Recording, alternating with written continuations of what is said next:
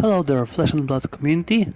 This is Matt's Tabletops, and since the Flesh and Blood Tales of Aria spoiler season has started, I decided to take care of making everyday small recaps to show what cards were revealed and what their use might be in-game. Starting off, we have our face hero, Lexi Livewire, the Elemental Ranger. She has the Essence of Ice and Lightning keyword, which means that in her deck you can put generic, Ranger, Elemental, Ice and Lightning cards. That's a lot of options. Her action isn't too bad either. You reveal your arsenal and do one of two things. If it's a lightning card, the next attack gets go again. That's useful since it allows you to make longer combat chains and possibly deal more damage. If the revealed card is an ice card, you create a Frostbite token under the target hero's control. That's a nice ability, because the Frostbite token adds one resource to the cost of the next thing your opponent does. I'm pretty sure it does increase the cost of defense reactions, so pretty good.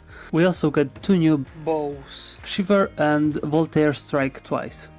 And I feel like both are pretty decent. Shiver can give +1 to an arrow or give it dominate, and Voltaire can reload your arsenal twice and either give +1 or go again. Both of these weapons have different uses. First one is used for like huge attacks to just destroy your opponent, and the second one is good for multiple small attacks to overwhelm them. And I would like to move on to the long-awaited second spot in the arsenal. It comes in the form of Animal Crossing. To be more precise, New Horizons. A head equipment for Ranger. It gives you 2 arsenal zones while you have 1 card face up in the main one, and you can still defend with it.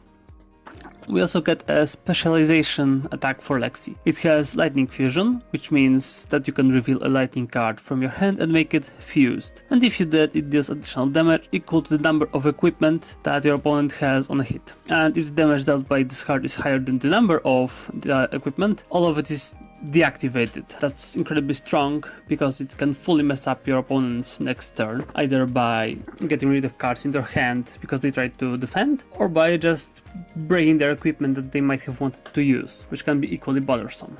Third card is Seek and Destroy. It gives +3 to your next arrow and utterly destroys the opponent.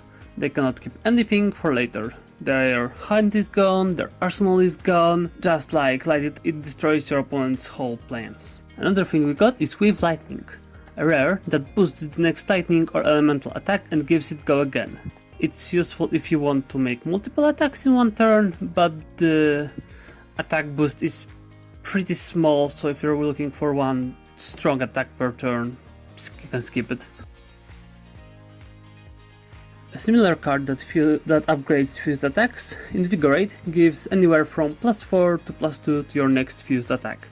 Good thing about this is that it costs 0, which means that you can keep the card to reveal for the activation of fusion instead of pitching it. Other than an elemental card, we get a new lightning action. Electrify deals additional damage for the next attack you use that hits. Important part, it isn't arcane damage, so Arcane Barrier or Spell Void don't do anything to stop it. We also have an ice action. Chill to the Bone creates different amounts of Frostbite tokens when your next ice or elemental attack hits. It feels pretty balanced.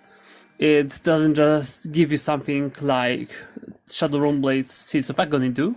You have to work for that token, or at least get a big attack with Dominate. That works too. Lexi also got 3 Ranger actions today, 3 elemental arrows. First one is Buzz Bolt, which is fusible with lightning and makes every subsequent attack deal additional 1 damage if it was fused. You really want to look for the sources of go again, like the bows for this one. Chilling Ice Vein has exactly the same stats as Buzz Bolt, but it fuses with ice. And if it was fused, it makes every subsequent attack cause your opponent to discard the card if they don't pay 1. Either way, your opponent loses resources, and that can be useful. I think it's better than Buzz Bolt. And the last card for the first day is Frazzle. Stats, same as 2 previous arrows, fuses with lightning, and makes attacks deal +1 damage.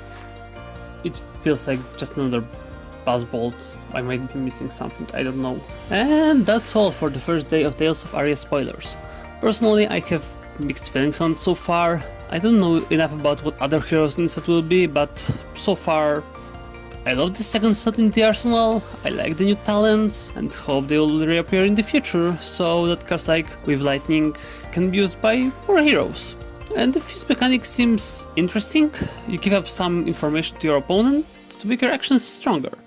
I think it's a cool trade, especially in Ultimate Pit Fight. Anyway, I will be back later with spoilers for the next day of Tales of Aria. Stay cool out there. Goodbye.